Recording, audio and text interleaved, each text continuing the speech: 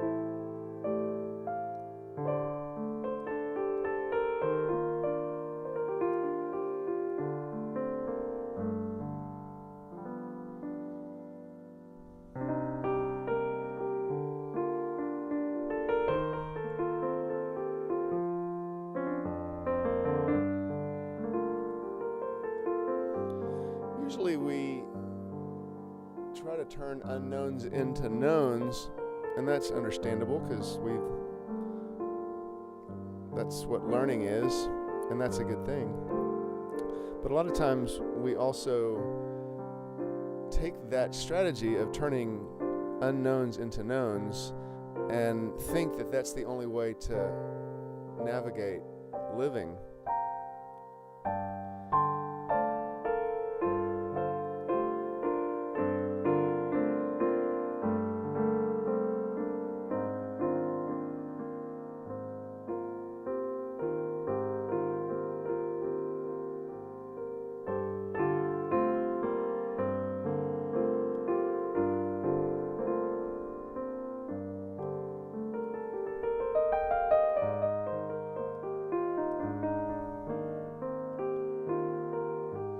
The reasons that I enjoy doing this kind of a thing, and that maybe I'll learn to enjoy doing these live streams, is that it's fun to not know what's going to happen in 10 seconds. It's fun to not know. I do know how to navigate the keyboard in a way that sounds harmonious, but that's actually pretty easy.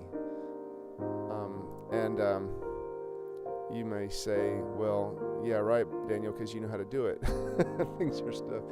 It's like, that's why knowing things is good.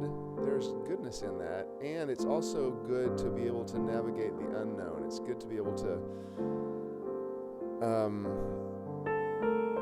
go into a situation that has a lot of unknowns associated with it, and to be able to engage it with confidence, and to be able to engage it with peace of mind and clarity that even though you don't know what's going to happen, that's okay.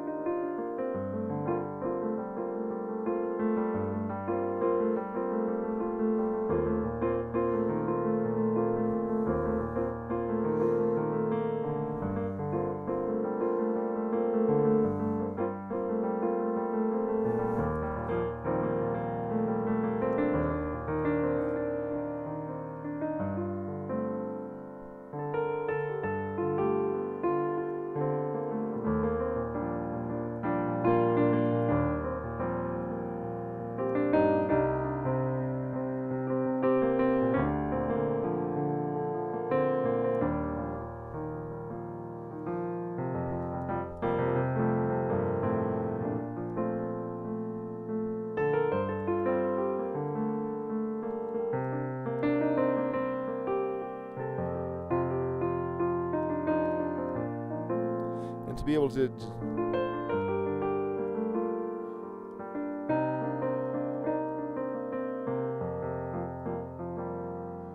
able to just move through time and space in a way that is what I call musical. That means something very clear and obvious when you're actually playing music. We can tell when something is musical. It has a rhythm to it, it has a flow to it, it has consonants, it has harmony, it has beauty, it has a way of proceeding that carries coherence from one moment to the next, and it can be something that we resonate with. It resonates with our emotions. It resonates with our sense of proportionality and beauty. And so when we do that on a piano or with other musical instruments or with our singing voices and so on, we recognize that as musicality. And that those characteristics also apply in all of the areas of our lives. And so one of the things that I think is interesting about this whole idea about being able to navigate the unknown is that that's what we do all the time, and and the way we often deal with that is to try to turn as many unknowns into knowns as possible, thinking that is the way to do it. That's the way to live, is to just keep turning unknowns into knowns and keep turning unknowns into knowns. And then somehow we think that will bring more safety, and that will bring more security, more peace, when we know everything. And I actually asked a professor of mine when I was in grad school, this sort of theoretical question is like, if we knew every data point in the universe, if we could come to know every data point in the universe, would we then be able to predict the future? Would we be able to, if we knew all the information that there is, would we be able to predict the future? And I don't remember exactly what he said. He didn't skirt the question, but I left that conversation feeling like the answer was no. And I already knew some things about the uncertainty principle and quantum mechanics and stuff like that by that time already. But over time, I've come more and more to believe that, and really, really know down inside of me that that's not worth shooting for anyway. That's like, what fun would that be? In kind of a way, it's like I enjoy not knowing stuff. It's like there's a way in which it's fun to just be able to step into a situation and to not know.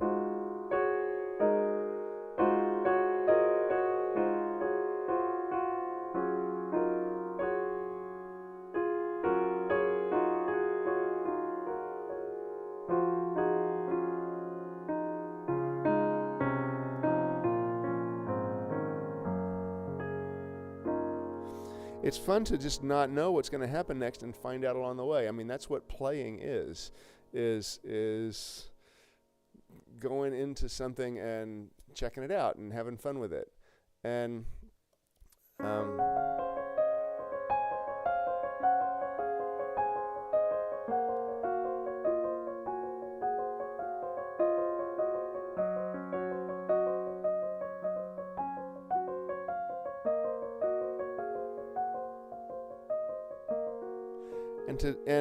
because then it's like then it's playtime, and I, as someone who has often and still, I mean, I often get locked up in my head and locked up in trying to figure things out and trying to do things well, and the perfectionist and the part that's worried about coming across as a total idiot. And that's not hard for me. I'm pretty good at it, actually. Reminds me of a conversation I had yesterday with my assistant. I will maybe come back to that. But there is great joy in being able to feel more comfortable stepping into unknown circumstances and to do it improvisationally, without having to constantly beat ourselves up because we don't know as much as we wish that we did. How is the House of Representatives going to proceed? How is the nation going to proceed? How is the situation in the Middle East going to play out? How is the situation in Ukraine? How is the situation in the fact that our world is getting hotter and hotter, and we used to call it global warming, and then people got afraid that we wouldn't bring in enough new advocates for the planet by calling it global warming, when before it gets to the stage of actually everything just heating up all the time and that being obvious, that will be so far past the point of no return that let's see if we can rebrand this thing and call it climate change, because that's what it looks like in the first few years.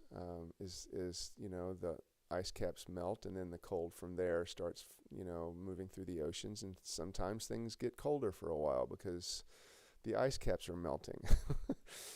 and so you can't call it global warming because somebody who is seeing themselves in the coldest winter they've ever had can say, well, this global warming stuff is BS because look what's happening. But that's only because you don't understand how the process of the overall process works, and so we start mistrusting the people who spend their lives studying something and going, well, this is actually the dynamics of what happens in the early days of when the planet is just getting hotter and hotter and hotter because there's less white that's reflecting the sun's rays back out of the atmosphere. And so now that heat that would have reflected back because of the ice caps are now staying in the atmosphere and finding some place to warm something else up. And it's like there's a lot of ways in which something like that, knowing that is a good thing. Knowing how we're going to change it, knowing how we might adapt to that dynamic is way into the unknown. And how do we develop the political will to get from where we are now to where we would like to be? How can we get from where we are now to where we have a stronger democracy or a stronger government of, by, and for the people that actually does reflect the people's interests, that actually does represent, is accountable to the people as opposed to the private money that pays for public elections? How do we get to the point of having public money pay for public elections? There's so many questions that we don't know the answers to. And it seems to me that as someone who has spent a lot of my life trying to answer these kinds of questions as a sociologist and a quantitative statistician and a video producer and a social worker, activist, I have long now, for the last 20 plus years, really been super clear. 20 to 30 years, it's been a process. I used to think I was a quick learner, but I know I am completely disabused of that notion now.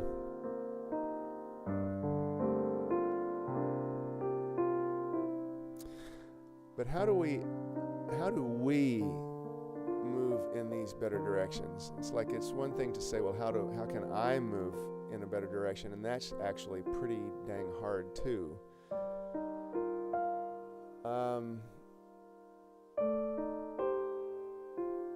How can we move in these directions? How can we move in these directions without just constantly fighting over the stuff that we think we know? How can we actually get to the place of recognizing that there is so much more, every single one of us, there's so much more that we don't know than we do. And when we lean so heavily on the stuff that we think we know,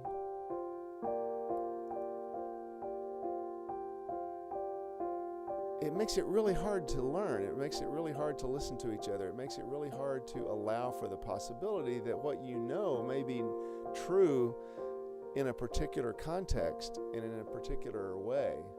But what you don't know is how that thing that you are clinging to so tightly is keeping you from stepping to the next level that would make it possible for you to actually get closer to what you actually want. What you don't know is the ways in which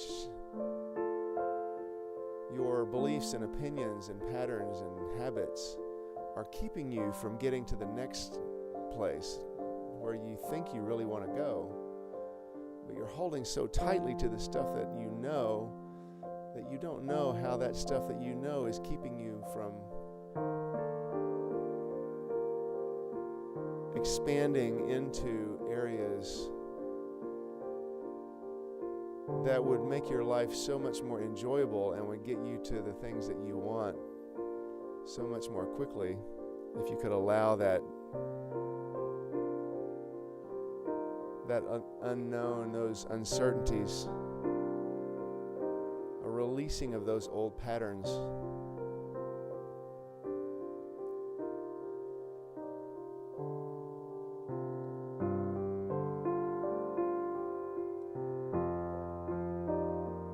And that's really, really hard to do. It's really, really hard to do, and in part because a lot of times we don't even know that we're doing it. We don't even recognize it.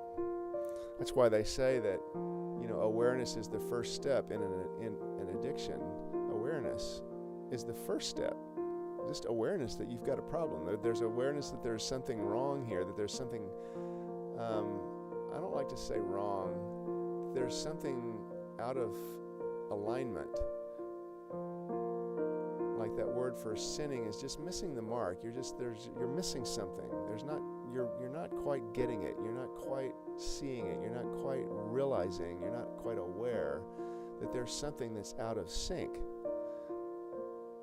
And so one way to tell when we're out of sync is the thing that we're doing and is the experience that we're having musical? Does it feel like music? And does it feel like music that we really want to be hearing? And if there's stuff that's happening that you're not really wanting to hear, then or that doesn't sound in alignment, or doesn't sound harmonious, doesn't sound in sync with life,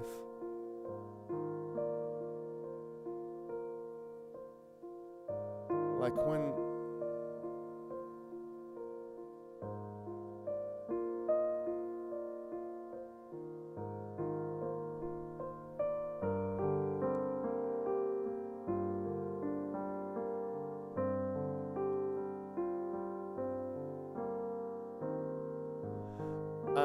I'm hesitating to give any examples because I don't know.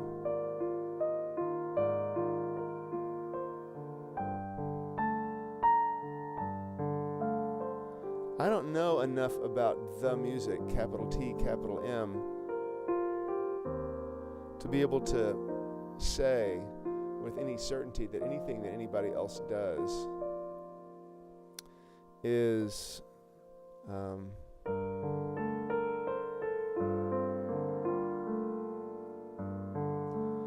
not in the grand scheme of things. That would be for me to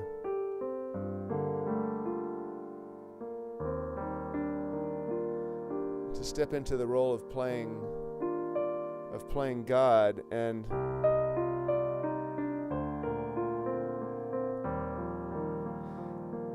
the trick in there is, of course, that we are, of course, voices of divinity. We are creations of divinity. We are part of divinity. Divinity is part of us. And so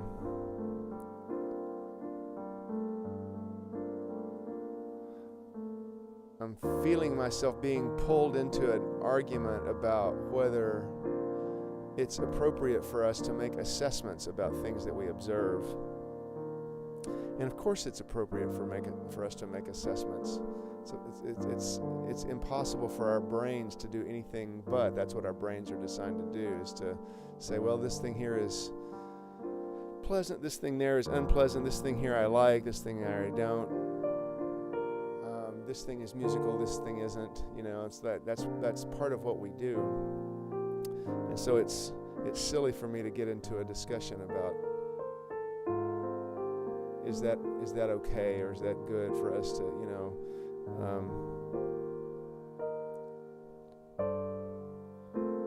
There's this scripture that says,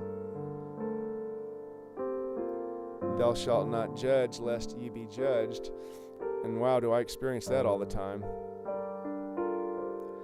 And by that, you know, my experience of that is that as soon as I start to lean into some way in which I am feeling critical or feeling judgmental about something that somebody says or does, and there's plenty of opportunities for that, of course, these days.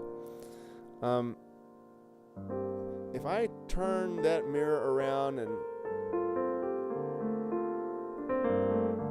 look at the ways that I do the very things that I am feeling so worked up about somebody else, it's like, wow.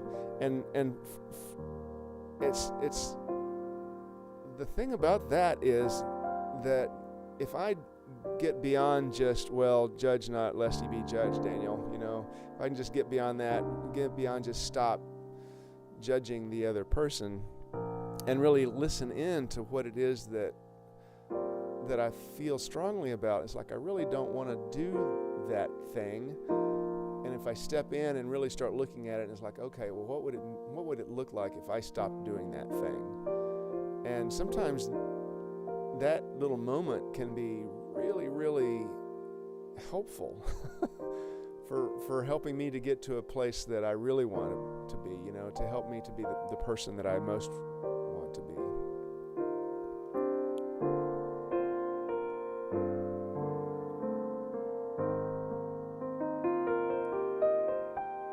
I mean, really want to be, you know, it's like to really move beyond the ways that I have lived my life and the judgments I've made and the things that I've done that have been hurtful and disappointing for myself and others, and really not been the person that I have always thought that I could be and wanted to be.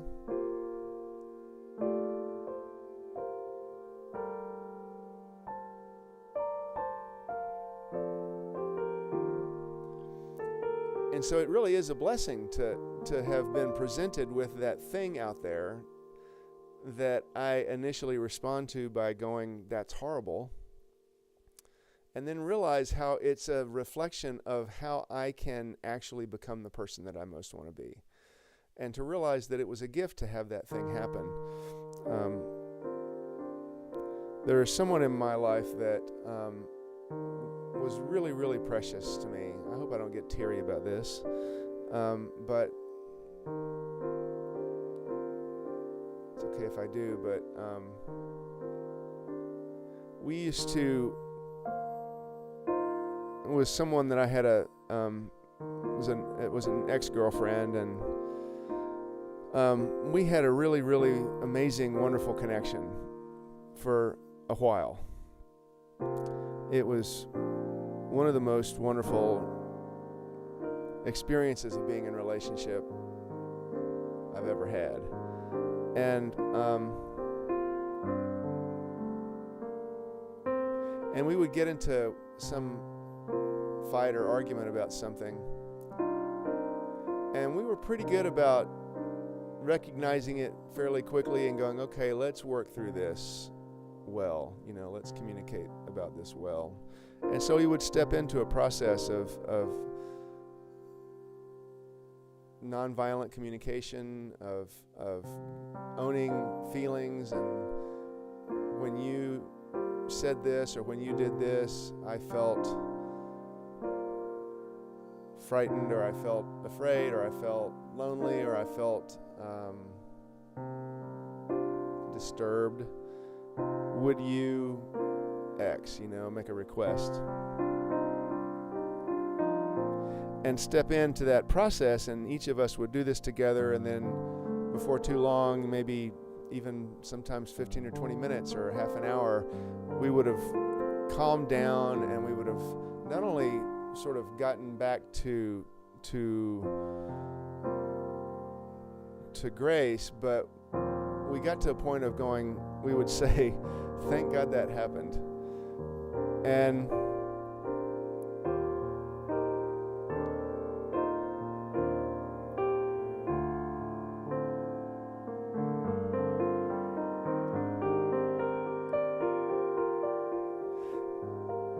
it was so redeeming to have that experience of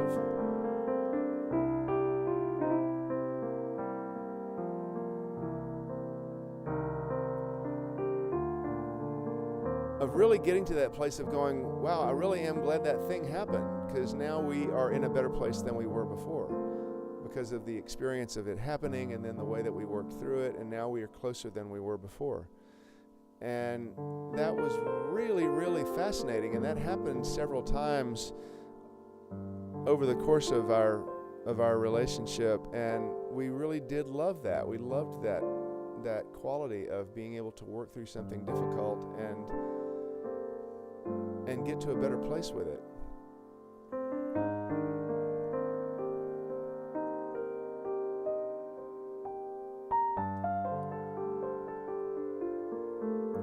But in order to do that, it really required stepping into a place of vulnerability, of being able to say, you know, to get beyond the I'm mad about this, and to get to the point of going, I'm really frightened about this, or I really feel vulnerable about this. I feel afraid. because that's not the kind of thing that we want to say when we're mad at somebody. That's not the typical response to fear and anger and this sense of needing to defeat someone, is to say, I'm afraid. It just seems like bad strategy.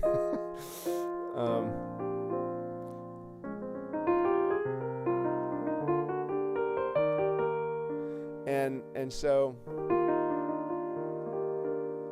being able to step into unknown territory and to feel okay about that, and to recognize that we don't know, and to be able to allow ourselves to step in and go, I just don't know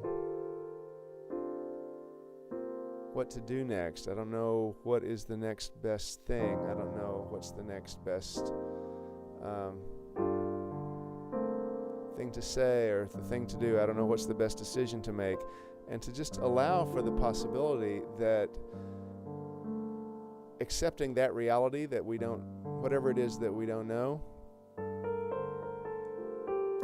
actually opens space for information to come from unexpected places.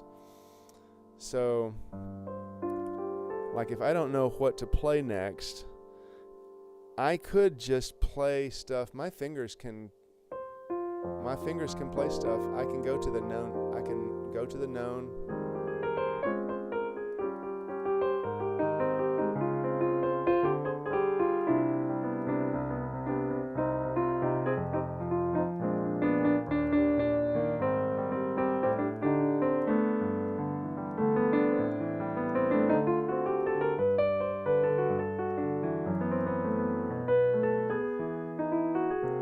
I could do that.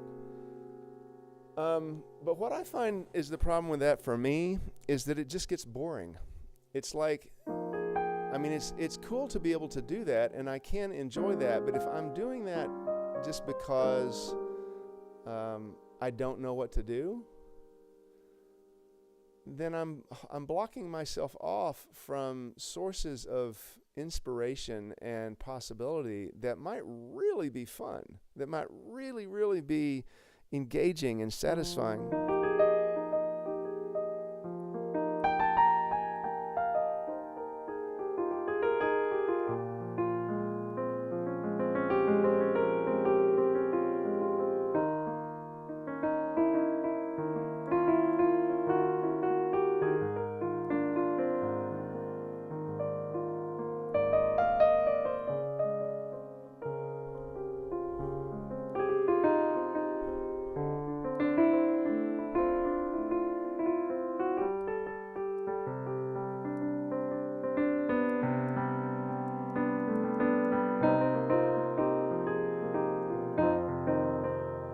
Whatever, it's like there, if we can stop our knowing long enough to allow ourselves to not know something, it can start to get fun really quick. It can start to really be much more engaging and much more inspiring, and it can open us to experiences that we would not have had if we had stuck with the known, because it just wouldn't have presented itself. And one example of that is the way that I came up with a few years ago to view the piano keyboard. And it's a completely different way of seeing the keyboard, and what it presents is possibilities for playing stuff that I would never have thought of. I would never have thought of.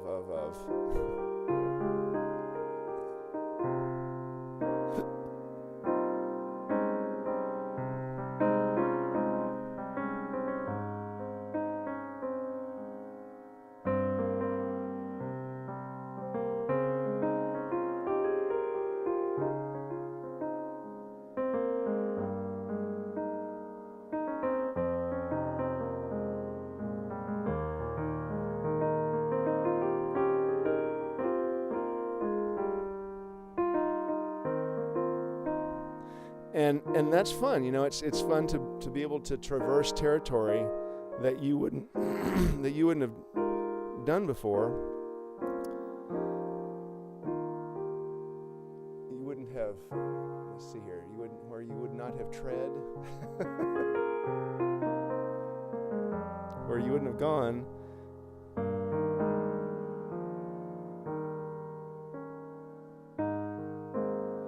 And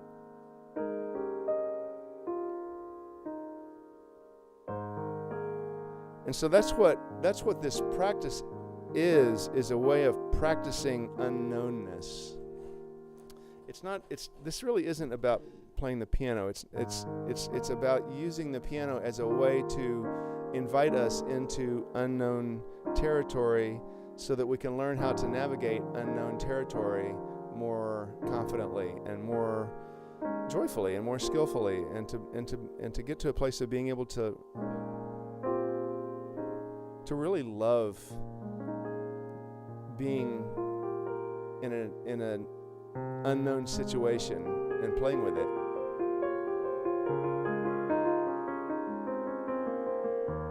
Because we love to know stuff, but for anyone who has ever really loved a jazz solo, or who has ever loved an improv comedy performance, or who has ever played in a sandbox, or who has ever ridden a bike for the first time, or done other things for the first time, we know how much fun that can be. And then we run like crazy from it. It's like, oh shit, now let me get back to the stuff that I know.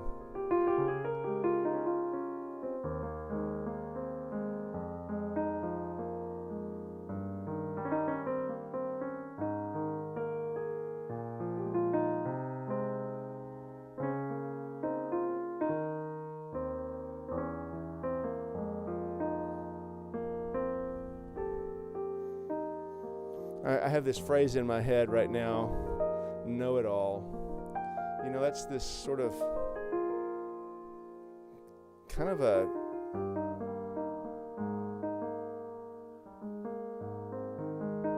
from the time we're very, very young, that idea of being a know-it-all is sort of roundly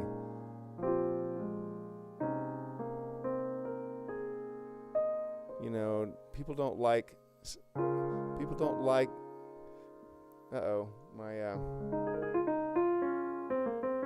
my gruel is ready on the stove. I think I'm going to have to wrap this up here pretty quick.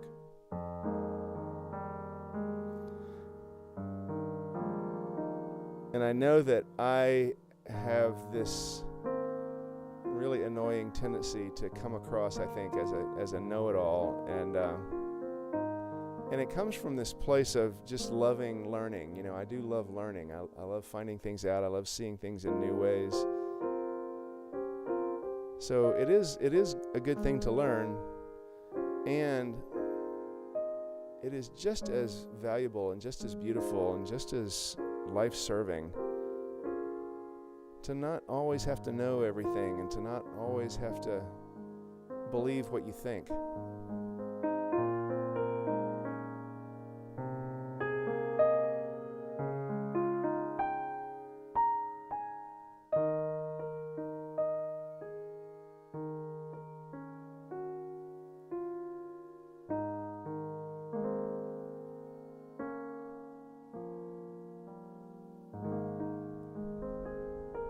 So have a wonderful day. If you're watching this, bless you. Thank you for being here. If you have any thoughts or comments, I'd love to hear them. And onward and upward. All right, take care.